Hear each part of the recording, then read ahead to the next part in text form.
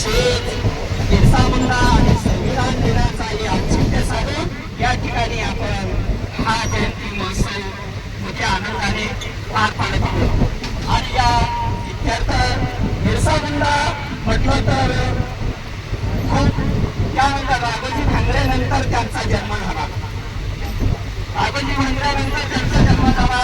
झारखंड येथे हरोहटी या गावामध्ये बिरसा मुंडा जन्माला आले। त्यांच्या वडिलांची ब्रिटिशांकडे सुभेदारी होती, परंतु त्यांचाही त्याचप्रमाणे गरीब अज्ञान असल्यामुळे त्यांचे या ठिकाणी इंग्रजांनी खूप हात केले। परंतु त्यांनी एक चळवळ चालू केली आणि ती चळवळ म्हणजे गुणगुणान चळवळ। त्या चळवळीचं नाव होतं आणि त्या चळवळीचा एकच उद्देश होता, गोरगरिबांच्या जमिनी गेल्या नाही पाहिजे, जल वाचलं पाहिजे, पाणी वाचलं पाहिजे, जंगल वाचले पाहिजे आणि जमिनी गरिबांच्या जमिनी वाचल्या पाहिजे।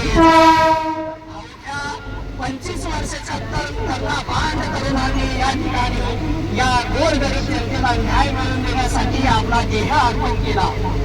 असे आमच्या आदिवासी किंवा जनजाती गौरव म्हणून भारत सरकारने या ठिकाणी 15 नोव्हेंबर हा दिवस साजरा करण्याचा आयोजन आहे।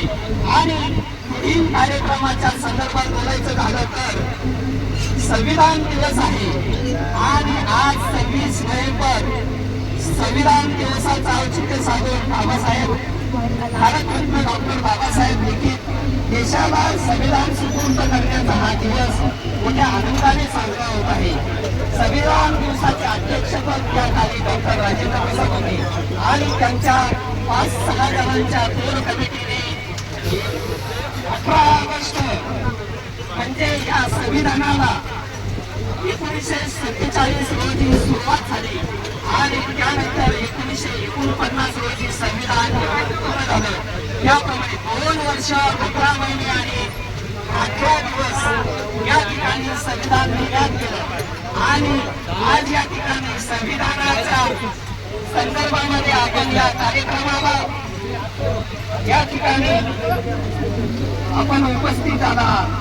मेन उद्देश आपला 26 नोव्हेंबर रोजी सभेमध्ये संविधान स्वीकारले गेले म्हणजे आज 26 नोव्हेंबर रोजी संसदेमध्ये संविधान पास करण्यात आलं। त्यानंतर 26 जानेवारी 1950 रोजी पूर्ण देशाला हा संविधान अर्पण करण्यात आला आणि तेव्हापासून आपल्याला या ठिकाणी कायदा सुव्यवस्था आणि या सगळ्या गोष्टींचा न्याय आपल्याला मिळाला। याआधी आपल्याला कोणत्याही प्रकारचा न्याय किंवा सोयी उपलब्ध नव्हत्या आणि एक स्वतंत्र राष्ट्र म्हणून या ठिकाणी आपल्याला संविधानाची चौकट, कायद्याची चौकट, नियमाची चौकट निर्माण झाली। नागरिकांना विशेष अधिकार देण्यात आले, नागरिकांना मूलभूत आणि स्वतंत्र अधिकार देण्यात आले। त्यानंतर समानता, न्याय हे देखील